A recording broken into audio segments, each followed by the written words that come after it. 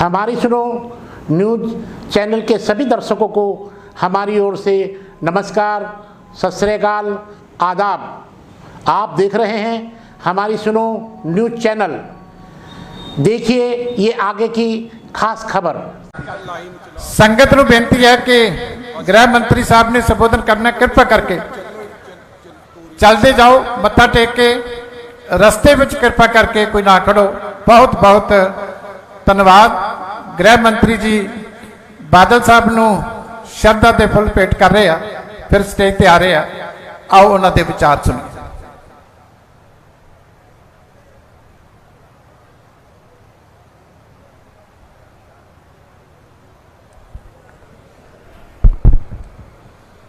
वाहेगुरु जी का खालसा, वाहेगुरु जी की फतेह। आज सम्माननीय बादल साहब की अंतिम अरदास में मैं संगत के सामने उपस्थित हुआ हूं, तब बादल साहब हमारे बीच में न रहने से केवल पंजाब नहीं, समग्र देश की राजनीति और सामाजिक नेतृत्व के क्षेत्र को कभी भी जिसकी पूर्ति न हो ऐसी क्षति हुई। ये गड्ढा जो बादल साहब के जाने से शून्यता जो पैदा हुई है, मैं देख रहा हूं लंबे अरसे तक इसको भर पाना सबके लिए बड़ी मुश्किल हो। बादल साहब के जाने से सिख पंथ ने अपना एक सच्चा सिपाही खोया है, देश ने एक देशभक्त खोया है, किसानों ने अपना सच्चा हमदर्द खोया है, और ढेर सारे राजनीतिक जीवन के उच्च मानांकों को सिद्ध करने वाले महापुरुष को खोया है।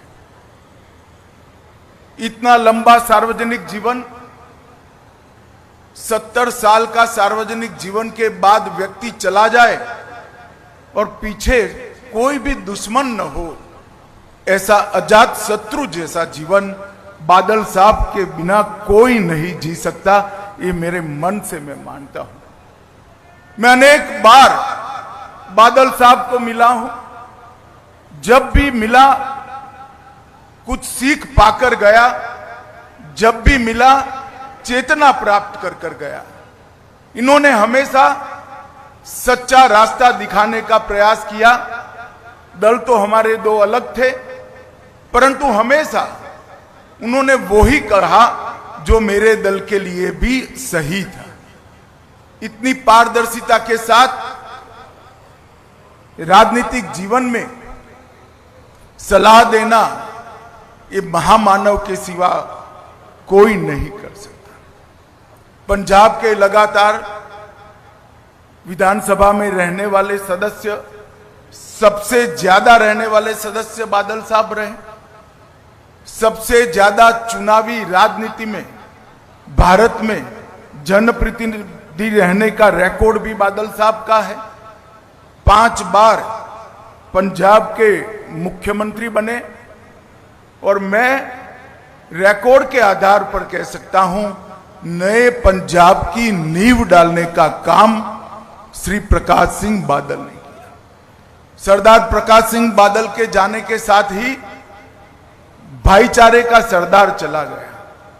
पूरा जीवन हिंदू सिख एकता के लिए पूरा जीवन उन्होंने समर्पित किया। राजनीति में कई विरोध झेलने के बावजूद सबको एकजुट रखने के लिए बादल साहब हमेशा प्रयासशील रहे। अभी सरदार सुखबीर जी बता रहे थे, बादल गांव में मंदिर भी बादल साहब का बनाया हुआ है, मस्जिद भी बादल साहब की बनाई हुई है, और गुरुद्वारा भी बादल साहब का बनाया हुआ है। साच अर्थ में ऐसे व्यक्ति को दिया लेकर भी ढूंढेंगे तो देश के राजनीतिक जीवन में, सामाजिक जीवन में कभी भी नहीं मिल पाएगा। 1970 से लेकर आज तक जब भी देश के लिए खड़ा होने का मौका आया, बादल साहब ने कभी पीठ नहीं दिखाई। सार्वजनिक जीवन में सबसे लंबा समय जेल के अंदर रहकर सिद्धांतों के लिए, पंथ के लिए संघर्ष करने वाला कोई व्यक्ति था तो सरदार प्रकाश सिंह बादल थे। इमरजेंसी की बात हो, मैं तो बहुत छोटा बच्चा था मगर मेरे पार्टी के बड़ों से मैंने सुना, अकाल प्रकाश सिंह बादल अकाली दल में चट्टान की तरह इमरजेंसी के खिलाफ खड़े रहे, लोकतंत्र की रक्षा के लिए। कारगिल युद्ध हो, कोई भी लड़ाई हो या आतंकवाद की परछाई हो, हर जगह पे बादल साहब ने आसमान जितने ऊंचे व्यक्तित्व को ढाल की तरह देश के हितों के साथ खड़ा पाया। बादल साहब का जाना समूचे देश के लिए बहुत बड़ी क्षति है, सिर्फ सरदार सुखबीर और बीबी हरसिमरत जी के लिए नहीं, पूरे देश के लिए क्षति है। और मेरे जैसे सार्वजनिक जीवन के कई कार्यकर्ताओं के लिए भी ये अपूर्णीय क्षति है। आज दसम गुरु के चरणों में मैं यही प्रार्थना करना चाहता हूं कि बादल साहब के जीवन से हम सब प्रेरणा लें और उन्होंने जिस रास्ते पे चलने की सीख दी थी उस रास्ते पर चलने की वाहेगुरु हम सबको शक्ति दे। भाई सुखबीर बादल और बीबी हरसिमरत बहन को मैं इस अपूर्णीय स्थिति के लिए मन पूर्वक दुख व्यक्त करता हूं और बादल साहब के सारे अनुयायियों के लिए भी मेरे मन में जो भाव है इसको व्यक्त करने के लिए मैं आया हूं। अंत में बादल साहब को मेरी ओर से, मेरी पार्टी की ओर से और समग्र देश की ओर से, भारत सरकार की ओर से श्रद्धांजलि देकर मेरी बात को समाप्त करता हूं। वाहेगुरु जी का खालसा, वाहेगुरु जी की फतेह।